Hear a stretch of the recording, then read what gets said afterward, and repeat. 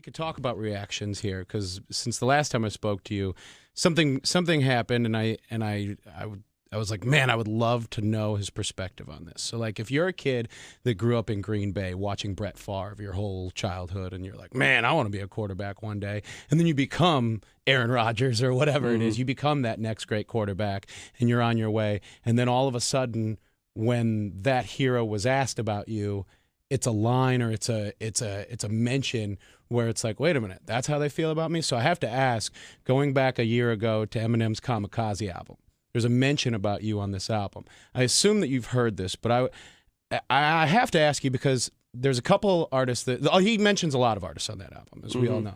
And some of the artists that were mentioned there wore that mention as a badge of honor. Like, M mentioned me, I'm cool with this. Some of them took major offense to this. When you heard that line, what was your perspective? What was your first thought? And knowing where you grew up, knowing who you are, what you do, your influences, that all of that behind, what was your first thought? I mean, first of all, there's no way to prove exactly whether it was or wasn't. Sure. You know what I mean? I think Eminem's one of the most talented, clever writers of all time.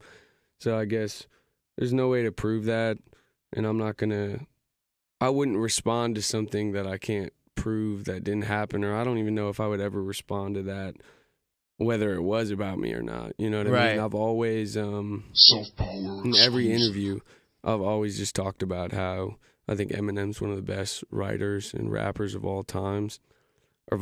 So, yeah, I don't know, man. I mean, I don't know how to feel about it exactly. I mean, I stand by what I've always said from the beginning. So. Okay, great.